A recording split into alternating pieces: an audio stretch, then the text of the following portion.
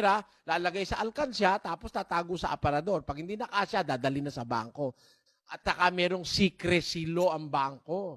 Hindi pwedeng sabihin kahit kanino ng bangko kung magkano na yung ipon mo, malibang pahintulutan mo. Ganon ang pag-iipon ng kayamanan sa langit.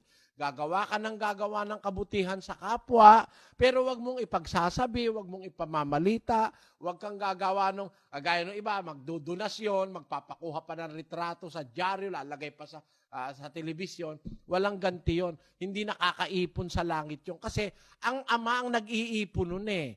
Lahat ng ginagawa mong kabutihan, sinusulat ng Ama yun sa G's ng Ebreo. Paglilingkod mo, hindi niya kakalimutan yun. Nakaipon sa kanya yun eh. Kaya nga sa langit nakaipon eh, kapatid eh. Di ba, ginawan mo ng mabuti yung kapitbahay mo na hindi mo naman ipinagyabang, nakaipon sa Diyos yun. Nakaipon yun sa kanyang talaan. Nakakaipon ka ng treasures in heaven. Yun ay hindi nasisira, hindi nananakaw ng magnanakaw, hindi nasisira ng tanga, sapagkat lahat ng iniipon mong kabutihan sa Diyos, natatandaan ng Diyos yun. Nakalista yun sa aklat ng buhay. Tanungin mo ang sentido ng Biblia o ikaw ay nasa sentido ng Biblia. Nung si Kristo ba ay gumawa ng mga tanda't kababalagan, ini-advertise ba sa telebisyon? No! Ang sabi ni Kristo sa pinadilat ng bulak, huwag niyo sasabihin ako nagpadilat sa mata ko. Kita nyo?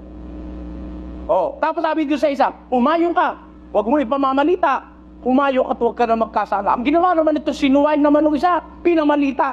Kaya lang nabalita, ang namalita, yung sinabihan ni Kristo huwag ipamamalita. Pero si Kristo, hindi siya namamalita. Hindi kagaya nitong mga evangelist ka, dito maraming bulog at pinong... Yan. Manluloko! Hindi ka kasindiwa ni Kristo. Di ka kadiwa ni Kristo. Si Kristo ayaw itanyag. Ikaw naman tinatanyag mo sa ating sarili mo. Yan ang katuparan ng sinabi ni Kristo. Maraming bula ang propetang lilitaw. Magpapakita.